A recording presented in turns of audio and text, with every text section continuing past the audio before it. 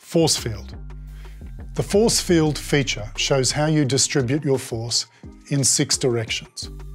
Start by looking at the breakdown of your total forces by lap. It's easier to focus on the percentages on this chart rather than the graphic when you're just starting your analysis. You want your highest percentage to be propulsive force. This is what is moving you towards the end of the pool, so you should always be the highest number. The second highest number should be in downward force, but it should be considerably lower than propulsive. Too much downward force robs you of propulsion.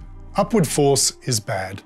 It doesn't contribute to swimming faster, and in fact it may push your body down in the water, increasing opportunity for drag.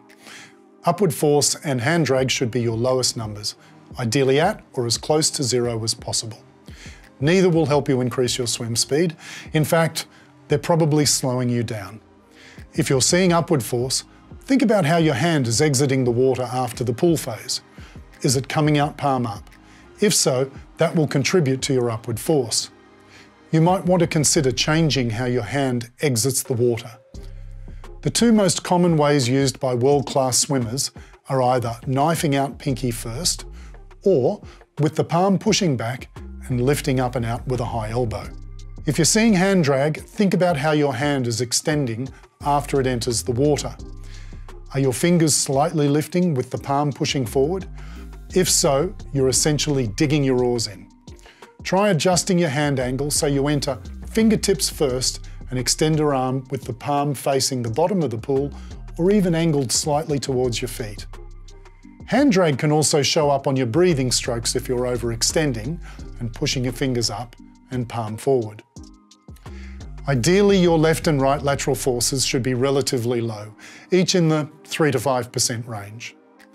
Whilst there's some room for lateral movement, minimising these forces will assist in transferring that energy to increasing propulsive force and improving speed.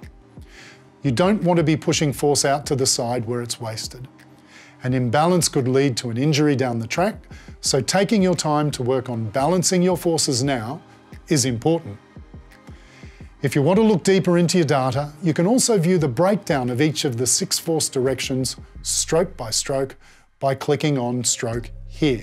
If you spot significant lateral force in your numbers, say more than 10%, that's a red flag to dig deeper and look at where you may be losing propulsive force. This could indicate a significant in or out sweep, which you'll be able to easily pick up in the next feature. Or it could mean that your hand is not pointing back towards your feet through the pool and is instead angled towards the left or right, pushing your forces sideways where they're being wasted. Remember, any force percentage applied other than propulsive is potentially robbing you of speed. Once you get the hang of interpreting the percentages, the graphic depiction will become obvious. The general goal is a narrower force field that extends straight down towards the bottom of your screen, i.e. towards your feet to reflect high propulsion. The graphic can be helpful in providing a quick snapshot on how your stroke is improving. You will want to go from something like this to this.